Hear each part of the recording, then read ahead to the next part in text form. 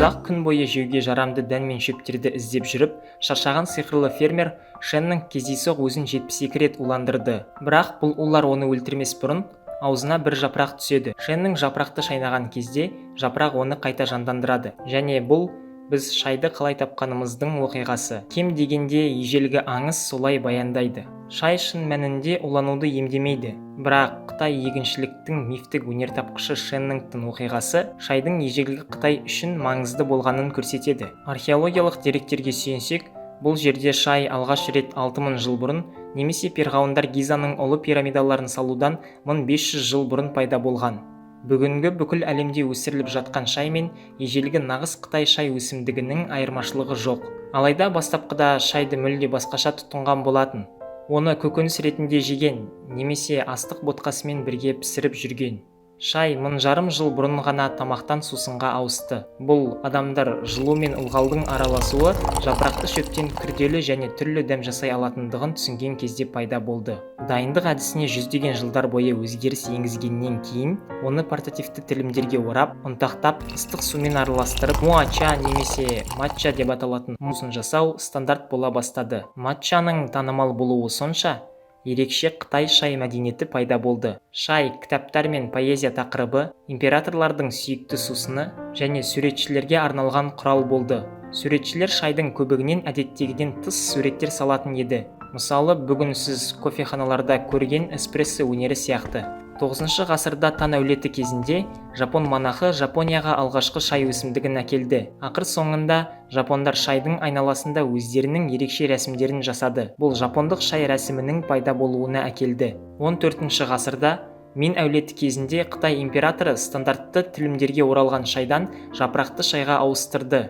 Бұл кезде Қытай әлемдегі шай ағаштарына виртуалды монополия жүргізіп, шай, фарфор және жібекпен бірге экспортталатын Қытайдың ең маңызды 3 тауарының біріне айналды. Шай тұтыну әлемге кеңінен таралып, Қытайға үлкен күш пен экономикалық бедел берді. 1600 жылдардың басында голландиялық саудагерлер Еуропаға шайды көп мөлшерде тасымалдауының арқасында оның шындап таралуы жүзеге аса бастады. Көбі Португалияның ақсүйегі Браганса патшайымы Екатеринаны 1661 жылы Карл II-ге тұрмысқа шыққанда шайды ағылшын ақсүйектері арасында әйгілі етті деп санайды. Сол кезде Ұлыбритания өз отарлық ықпалын үлкейтудің барысында болып, жаңа үстемдік ететін әлемдік державаға айналып жатты. 1700 жылдары Еуропада шай кофе бағасынан 10 есе қымбат болып сатылды.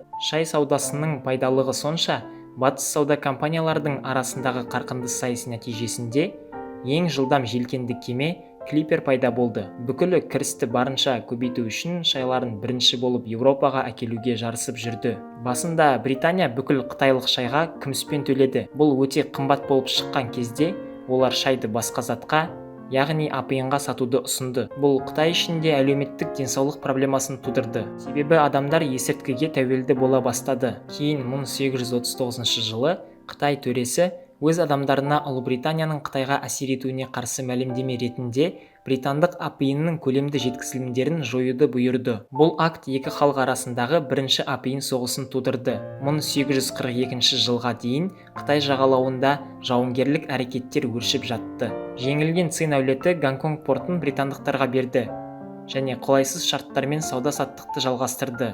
Соғыс Қытайдың жаһандық жағдайын ғасырдан астам уақытқа әлсіретті. Британдық Шығыс Үндістан компаниясы болашақта нарықты бақылау үшін өздері де шайды өсіргісі келді. Сондықтан олар ботаник Роберт Фортунға құпия операция барысында Қытайдан шай ұрлауды тапсырды. Ол өзін жасырып Қытайдың таулы шай аймақтарын аралауға қатерлі сапарға шықты. Ақыры шай ағаштарын және тәжірибелі шай қызметкерлерін Үндістанның Дарджилинг қаласына контрабанда арқылы өткізді. Сол жерден өсімдік одан әрі таралып, шайдың күнделікті тауар ретінде тез өсуіне ықпал етті. Бүгінгі таңда шай судан кейінгі әлемдегі ең көп тұтынылатын екінші сусын болып табылады. Түріктің қантты риза шайынан бастап, Тибеттің тұзды сары май шайына дейін әлемде қанша мәдениеттер болса, сонша сусынды дайындаудың көптеген жолдары бар.